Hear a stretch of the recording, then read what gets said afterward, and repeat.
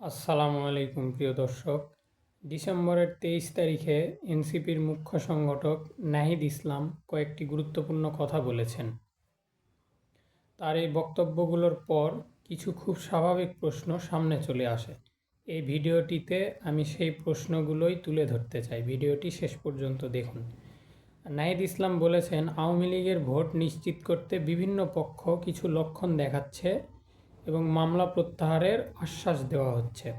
তিনি আরও বলেছেন, ট্রুথ কমিশনের মাধ্যমে আওয়ামী লীগ প্রশ্ন সমাধান না হওয়ায় দেশ ভুগছে এবং বলেছেন ফ্যাসিবাদী দলকে সমর্থন করা নৈতিক অপরাধ। এখন আমার প্রশ্নগুলো হচ্ছে, আপনারা বলছেন আওয়ামী লীগ একটি ফ্যাসিবাদী দল। শুধু দলই না, যারা এই দলকে সমর্থন করে তারাও নৈতিকভাবে দোষী। ঠিক আছে, ধরলাম, আমি এটা মেনে নিলাম। তাহলে আমার প্রশ্ন, একটি ফ্যাসিবাদী দলের ভোট ব্যাংক নিয়ে এত আগ্রহ কেন? একটি নৈতিকভাবে দোষী ভোটারদের সমর্থন পেতে এত প্রতিযোগিতা কেন? যদি তারা সত্যিই নৈতিকভাবে অপরাধী হয়, তাহলে তাদের ভোট পাওয়া কি নৈতিক হয়ে যায়? নাকি ক্ষমতার অঙ্কে গেলে নৈতিকতার সংজ্ঞা বদলে যায়? কোনটা? নাহিদ ইসলামকে এই উত্তরটি দিবেন? এরপরে আরেকটি প্রশ্ন হচ্ছে, নাহিদ ইসলাম বলেছেন মামলা প্রত্যাহারের আশ্বাস দিয়ে আওয়ামী লীগের লোকজনের ভোট নিশ্চিত করার চেষ্টা চলছে।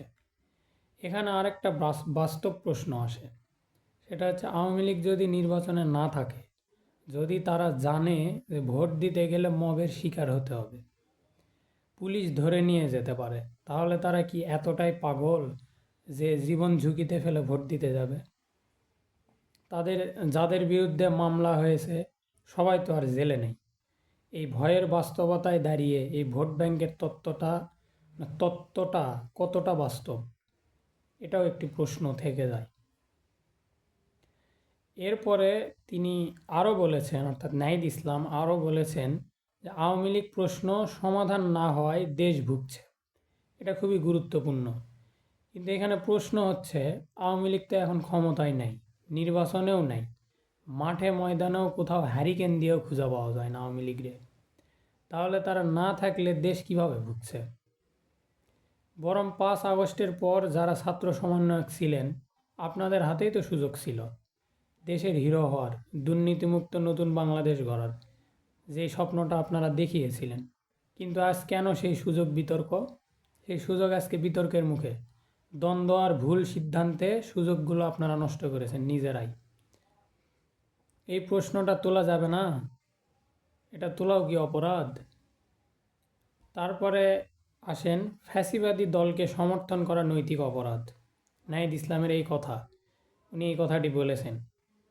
এই কথা বলা সহজ, কিন্তু মনে রাখতে হবে আওয়ামী লীগ 3 প্রজন্মের রাজনৈতিক দল।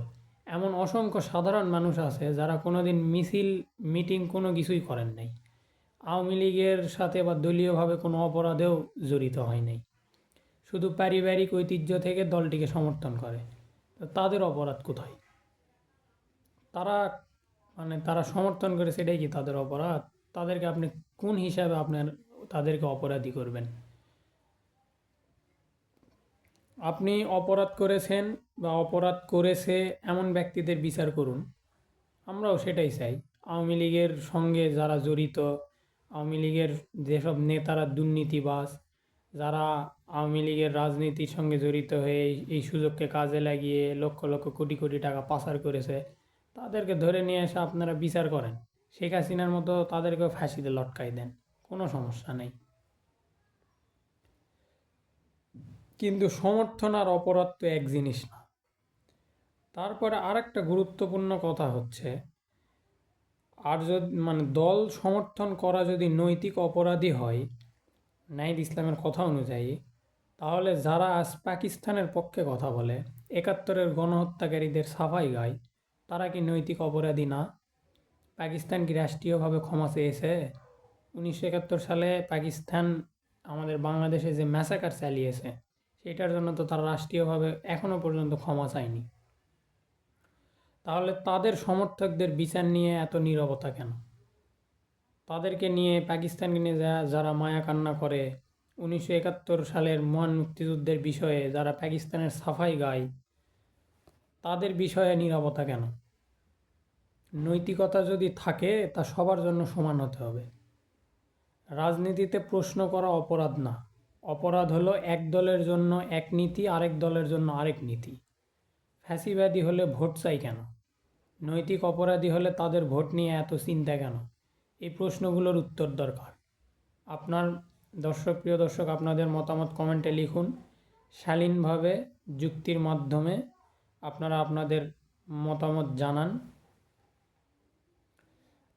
আসলে এটি গণতান্ত্রিক পন্থা যে যুক্তি দিয়ে আলোচনার মাধ্যমে গণতন্ত্রকে আসলে পুনরুজ্জীবিত করা যায়। আপনারা আপনাদের মতামত অবশ্যই কমেন্টে জানান এবং এরকম ভিডিও নিয়মিত পেতে আমার চ্যানেলটি সাবস্ক্রাইব করে রাখুন। ধন্যবাদ সবাইকে। আসসালামু আলাইকুম।